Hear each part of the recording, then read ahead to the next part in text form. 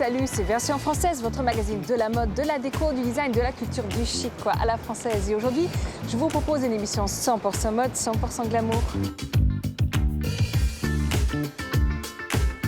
Beauvoir, c'est une nouvelle maison de couture qui mise sur les pièces uniques pour rendre ses clientes sublimes à regarder.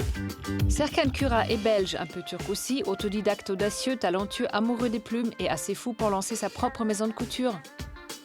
Pour vérifier que Paris est encore et toujours la capitale de la mode, il suffit de parcourir ses rues, suivez le guide. Donia Alek est la spécialiste des turbans, nouvel accessoire très couture, si, on vous le dit. Mais tout de suite, point de vue, un regard affûté sur les nouveautés fashion de la semaine chic. Version française, c'est maintenant.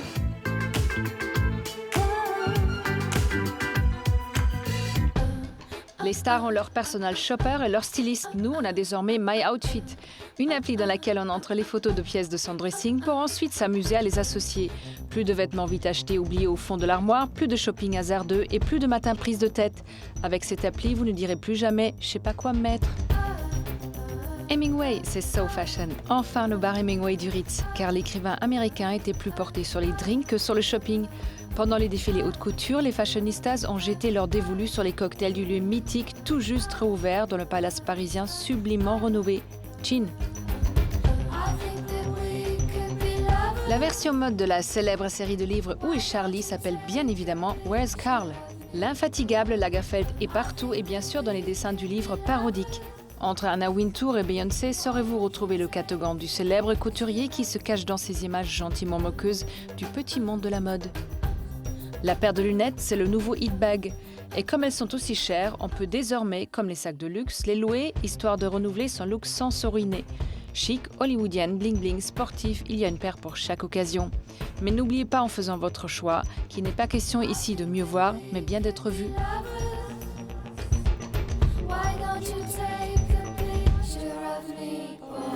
Beauvoir est une nouvelle maison de couture. Elle ne crée pas de vêtements, mais des parures.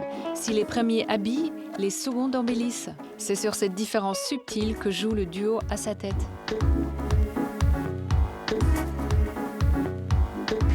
Vous avez toujours cherché un moyen de booster vos tenues trop sobres et de pouvoir exprimer votre individualité ? La maison parisienne Beauvoir va faire frétiller votre garde-robe grâce à Natacha et Cyrielle. Elles travaillent ensemble à créer des parures textiles. Mais c'est quoi exactement ? La parure textile et encore plus la parure d'exception, c'est quelque chose qui vient ennoblir le vêtement. Donc on est vraiment à la frontière entre l'accessoire et le bijou. Typiquement, cette pièce-là est un bon exemple parce on voit vraiment comment le tissu, mais au-delà du tissu, d'autres matériaux mêlés avec de la broderie peuvent amener un travail qui est proche de la joaillerie. Chacune gère ses tâches, mais l'élaboration des parures reste un travail d'équipe. On a une démarche qui est très narrative dans la manière dont on travaille, tant pour Natacha la broderie et ce qu'elle apporte à la matière, et pour moi la conception des volumes et des reliefs. Au travers de collections suivant un thème précis, elles développent des produits qui servent de vitrine à leur savoir-faire. Nous faisons une collection par an. On propose en fait une série de pièces avec un univers à chaque fois qui est différent. Cette collection, elle a vraiment vocation plus à montrer ce qu'on sait faire. Ainsi, les clientes ont une idée de ce qu'il est possible de faire avant que les créatrices ne réalisent une pièce sur mesure rien que pour elles. Plus concrètement, voici comment elles procèdent. Je crée tout l'environnement qui va permettre de développer les collections par des moodboards, des inspirations, des textes, des références. Suite à ça, Cyrielle dessine les pièces en réfléchissant aussi sur les matières et les motifs avec Natacha. On a un regard commun sur l'ensemble des points, le choix du tissu, le choix des matériaux, la vérification justement du tombé de chaque chose. Une fois tous les éléments choisis et validés, Cyrielle passe à la réalisation. Cela se décompose en deux temps. Le modélisme, à savoir le travail du volume des pièces et le patronage, puis la couture des éléments. Ces modèles sont réalisés en toile dans un premier temps. Une fois les ajustements faits, vient la création de la pièce dans les matériaux sélectionnés. Par exemple, sur cette épaulette, on a à peu près 80 heures de travail. Chaque plume des ailes est travaillée une par une. Il y a environ 10 étapes de travail. Rien que ça, on se croirait dans un atelier de haute couture. On travaille avec des matériaux assez spécifiques aussi qui nous demandent d'adapter en permanence nos techniques. Là, par exemple, on travaille avec la feuille de pierre, donc c'est de la pierre véritable, qui est coupée très finement puisque ça fait moins d'1 millimètre. De la pierre dans une parure textile ? Il fallait y penser. Ensuite, c'est Natacha qui prend le relais, mais toujours en collaboration avec sa partenaire. Pour la seule partie broderie du travail de la maison, une multitude de techniques et de matières sont utilisées. Donc ici, Michel est en train d'échantillonner. Il est en train de faire des recherches en fait. Donc je lui ai donné un thème qui est celui des fonds sous-marins. Et là, ce n'est pas juste le point de croix de mamie. Et là non plus d'ailleurs. Michel faisait un travail à l'aiguille. Ici, Mariam travaille avec crochet de Lunéville. La technique utilisée dans les ateliers de haute couture. Emeline, quant à elle, fait de la broderie d'or, une technique qui requiert des années d'expérience. Donc elle est en train de poser un matériau qui s'appelle la cantille, qu'elle doit découper au fur et à mesure de son travail. Ce qui signifie qu'elle coupe la cantille à la longueur qui lui semble la bonne, à vue d'œil. Et comme c'est de l'or, il vaut mieux être sûr de ce que l'on fait. Elle pose ces petits bouts de cantille un par un à l'aiguille. Les deux créatrices sont fières d'avoir monté une maison parisienne. Ce qui est très important pour nous dans cet environnement parisien, c'est de pouvoir incarner l'exceptionnel. Et tout le savoir-faire qui gravite autour de ça sont très importants pour nous. Et d'ailleurs, pour certaines parures, elles ont besoin des compétences d'autres artisans, mais toujours parisiens. On est absolument ravis effectivement d'impliquer d'autres artisans d'art dans la création de nos pièces. Et effectivement, on travaille régulièrement avec des orfèvres, avec des doreurs, avec des gens qui travaillent le verre également. C'est très important de travailler avec des gens qui sont spécialistes de leur savoir-faire. Vraiment, pour que chaque partie soit traitée comme un petit trésor d'excellence à part entière. Ces collaborations ont une créativité sans limite au service de la femme, car les œuvres créées par Natacha et Cyrielle n'ont pas juste un but ornemental. L'idée, c'est vraiment d'amener du sens et que la femme qui porte cette parure se sente plus forte, puisse sentir qu'elle peut s'affirmer aussi en la portant. Ainsi donc, chaque pièce est faite sur mesure afin qu'elle vous aille comme un gant. Divorce entre Dior et Raf Simons, rupture entre Albert Elbaz et Lanvin, le monde de la mode c'est devenu Game of Thrones. Heureusement, dans cet univers parfois cruel, il reste encore une part de merveilleux. L'histoire de Serkan Kura est comme un joli conte peuplé de créatures surnaturelles. L'endroit est retiré, au calme, au fond d'une cour ombragée. Bienvenue chez Serkan Kura, ou plutôt dans son atelier. Et avec Serkan, on est tout de suite bien accueillis. Vous êtes dans l'antre de la plumasserie, vous êtes vraiment dans une petite caverne secrète où on réalise toutes les belles robes et tout ce qui est le plus exceptionnel possible en plumes. En plein préparatif pour son défilé haute couture qui a lieu dans un mois, il a pourtant eu la gentillesse de nous recevoir pour nous faire découvrir son univers, sensible et sauvage. Et ça commence par une petite visite de l'atelier. Alors suivez-moi. Là maintenant, on est tout ce qui est préparation de plumes. Au programme aujourd'hui, ces robes d'oiseaux de paradis. Ici, vous arrivez vraiment dans la partie où tout est monté. Donc le tri, la sélection, puis après vous avez la coupe qui est vraiment au millimètre près, donc vous avez le patronage qui va avec. Puis, une à une, les plumes sont collées à la main pour enfin être cousues. Après le travail du collage, on la transforme en biais. Puis après ça, il y aura le fronçage. Le fronçage me donne ce 3D, on a une épaisseur, on a du volume. Et tout ça, et attention, n'est pas encore fini, il y a encore une autre étape pour arriver à la robe finale. Pour l'instant, seul le bustier de la robe est paré de ses plumes. Un bel avant-goût de ce que l'on découvrira lors du défilé. Vous l'aurez compris, la plume, c'est la spécialité du jeune couturier. Et sur ce sujet, il est intarissable. Il faut dire que cette passion lui est venue très jeune. Ce qui m'attire dans la plume, c'est vraiment ce côté glamour, sensuel, sensible, légèreté, transparence. Je pourrais encore citer plein de mots, mais c'est vraiment quand j'ai vu mon premier flanc de paradis à 13 ans, ça m'a dit, voilà, Serkan, il y a un truc à faire.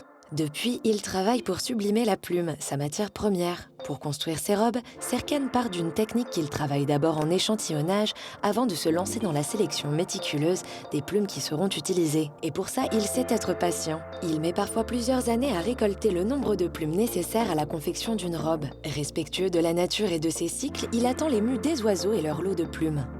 Chez son éleveur, dans le sud de la France où ils évoluent en quasi-liberté, mais aussi lors de ses voyages ou dans les parcs animaliers, Serkan cherche et déniche ses oiseaux rares. Et ce n'est pas tout. J'ai mon ancien stock qui est juste, c'est comme vous savez, vous avez un iceberg et vous avez le haut. Ici, vous avez genre même pas la pointe. Comme on est curieux, on lui a demandé de nous montrer et on n'a pas été déçus. Ça, c'est mon trésor en fait, c'est le trésor que j'ai genre une centaine de boîtes comme ça. Et vous voyez vraiment que c'est des oiseaux d'étude et parfois des oiseaux pour la plumasserie. Ça, c'est vraiment ce que vous voyez dans les maisons de haute couture. Ce sont ces oiseaux qui sont super rares. Et regardez la légèreté. On continue. Ça, c'est pigeon de Nouvelle-Guinée, du goura. Et ça, c'est vraiment la petite partie, l'infime partie que vous pouvez voir. Et après, il faut encore chercher dans les stocks. Mais quand on découvre encore tellement de choses, moi, je suis trop content. C'est parmi cet ancien stock qu'il a notamment trouvé les plumes utilisées aujourd'hui pour sa robe d'oiseau de paradis. Mais comme la robe n'est pas encore finie et qu'on aime bien les surprises, on ne vous en dit pas plus aujourd'hui. Le créateur d'origine belge est installé en France depuis des années. Il a fait ses armes chez Jean-Paul Gaultier. 4 années auprès du maître à parfaire ses techniques de corsetier et de plumassier, avec toujours le même objectif, nous faire vibrer. Moi, en fait, le plaisir, c'est de pouvoir le montrer. C'est pas juste de dire « Ah, je suis content, la robe est finie ». Non, c'est vraiment après de le partager. Dire que mon rêve est réalisé, de pouvoir faire en sorte que l'univers que vous allez recevoir va être un monde de rêve, donner cette émotion, ce petit truc qui vous donne... Mais je sais pas où je le porterai, mais j'aimerais quand même l'avoir. Voilà, c'est ce truc-là que j'aimerais bien. Impatient, on a compté les jours jusqu'au soir du défilé. Le public est installé, les photographes sont prêts. Et dans les coulisses, Serkan donne la touche finale à ses robes. Au rythme de la musique, les silhouettes s'enchaînent, véritable euphorie de plumes et de poésie. Fluidité, couleurs et courbes, les architectures des créations de Serkan se transforment en véritables œuvres d'art. À l'image de la fameuse robe Oiseau de paradis, un véritable enchantement de plumes. Pour lui, le moment est particulier. Très stressant mais très enrichissant parce que je vois vraiment mon œuvre après tout ce temps. Je vois toutes les robes vraiment passer comme des œuvres d'art dans l'endroit que je voulais. J'aime ce rêve, j'aime regarder toutes les filles, j'aime regarder ce monde que je crée et j'aime quand tout le monde adore et qu'ils disent justement mais Serkan, c'est incroyable, comment on peut encore se permettre de faire ça aujourd'hui? C'est ça que je veux transmettre. C'est la couture, c'est ma couture. Qu'il se rassure, le message est bien passé. Le public est fan et nous aussi.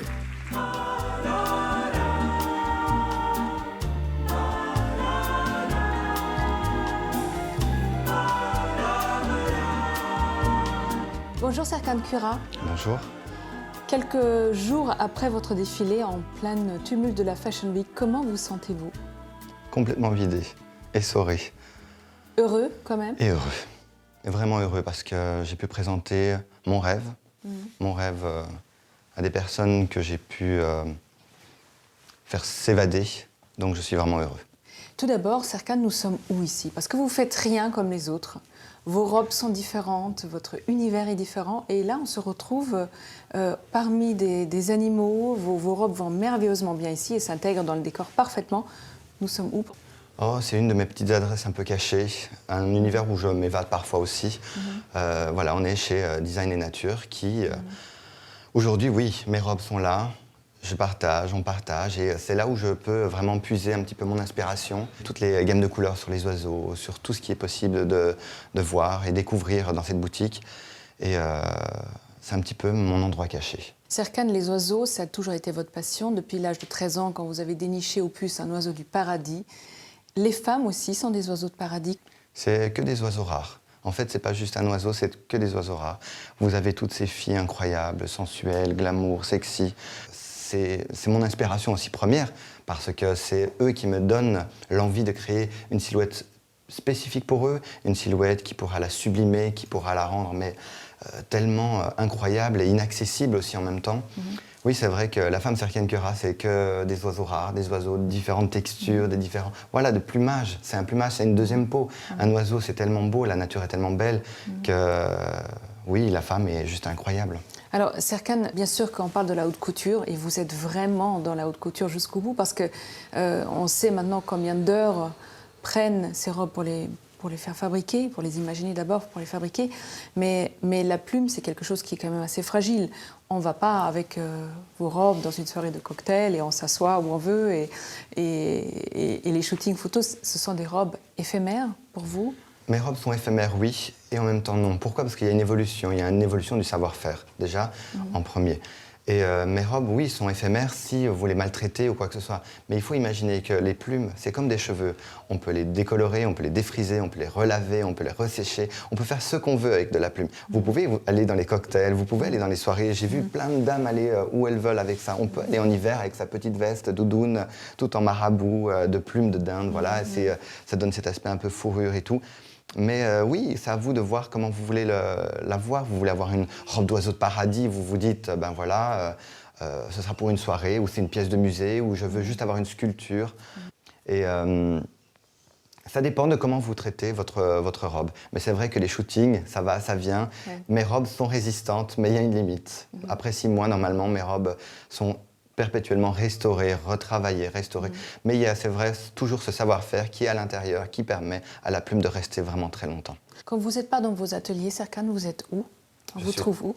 Je suis toujours dans mon atelier. Ouais. J'ai un atelier qui me permet et de passer des bons moments et de m'évader. Et j'ai cette petite cour verdurée.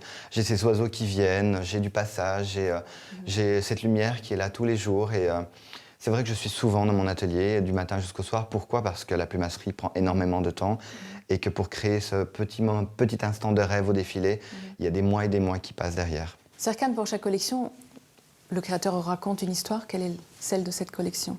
Moi, dans cette collection, j'ai voulu juste présenter ma couture qui se transforme en art, l'art qui se transforme en couture. On ne sait pas ce que c'est. Je voulais montrer tous ces savoir-faire qui sont uniques et tellement rares. Je voulais présenter quelque chose qui pourrait juste vous donner un rêve, vous expliquer mon conte de fées que je voudrais vraiment, mon instant magique que je voudrais vous présenter. C'est vraiment ça. C'est vraiment le mix entre la couture et l'art. Qu'est-ce qui est vraiment la couture aujourd'hui? C'est juste un savoir-faire. Bon, l'instant magique, je l'ai vraiment vécu en regardant votre collection. Merci beaucoup, Serkan. Merci à vous.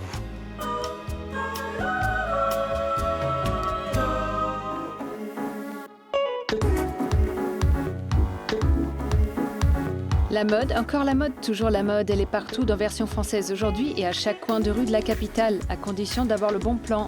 Pour la visite fashion de Paris, suivez le guide, c'est par ici.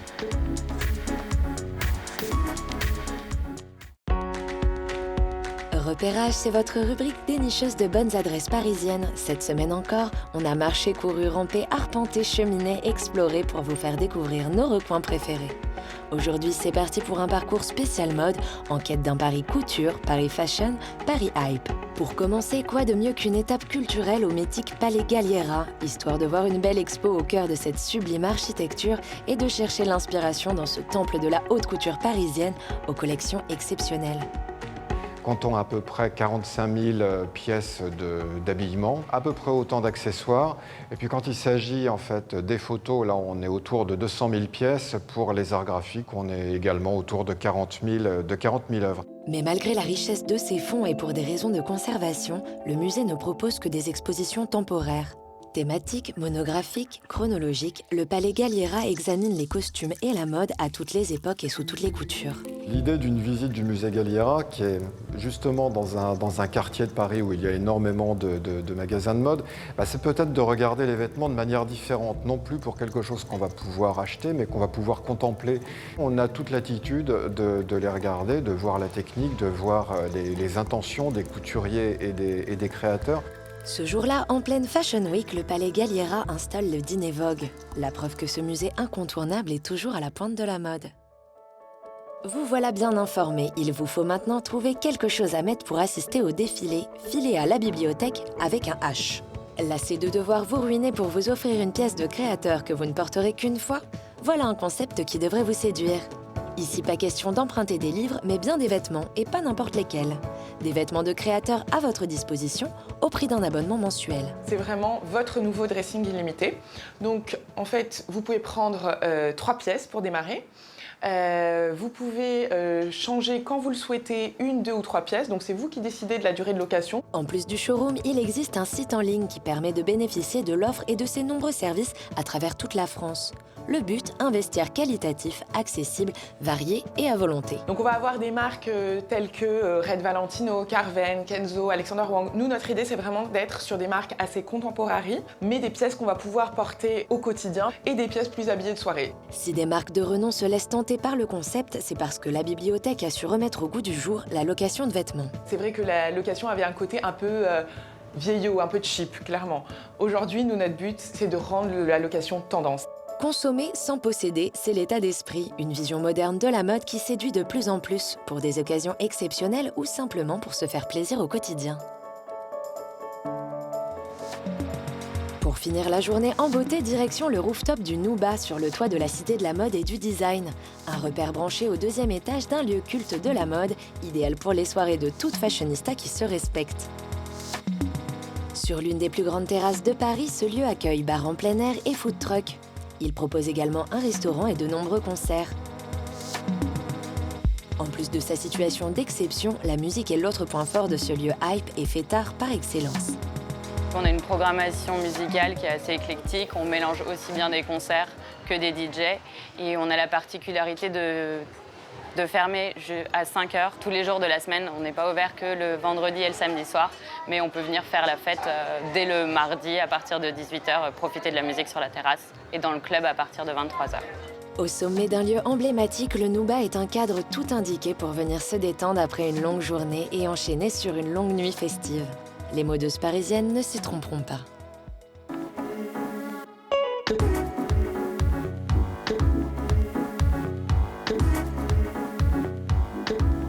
Donia Alleg revisite le turban de 1000 manières et de 1000 matières, une façon de vous faire porter le chapeau.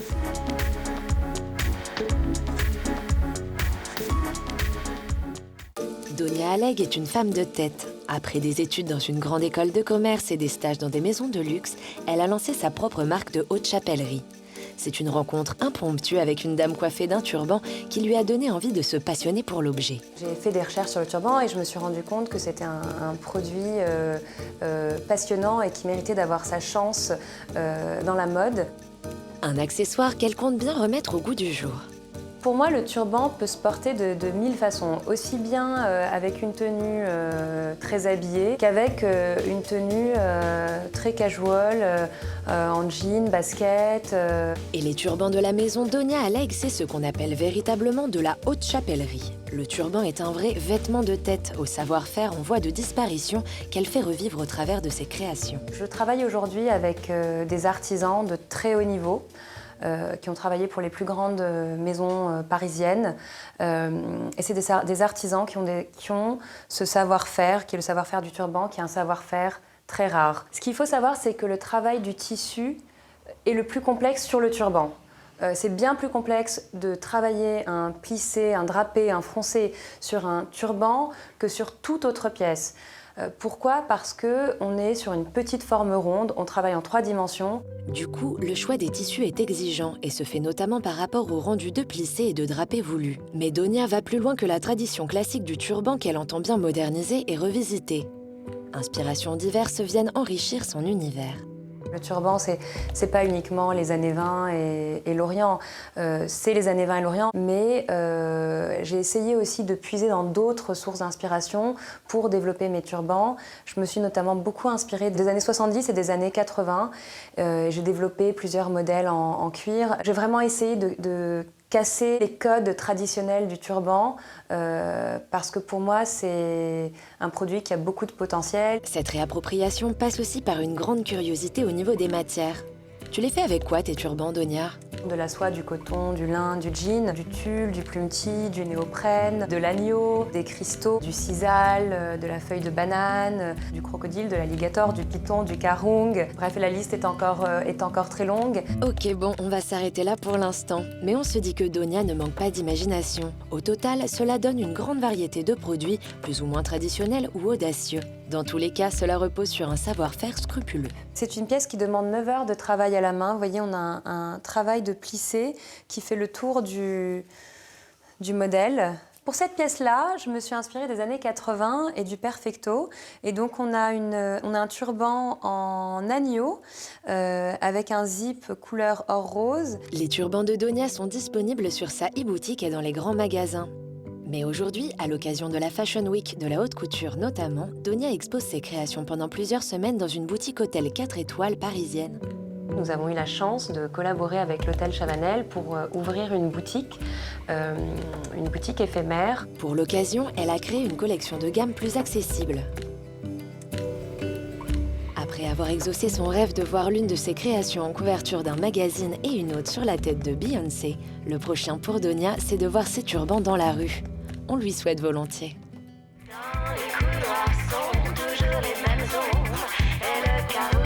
La version française est déjà finie. J'espère que cette émission autour de la création et de la mode vous a plu. Je vous dis à très vite. Ciao.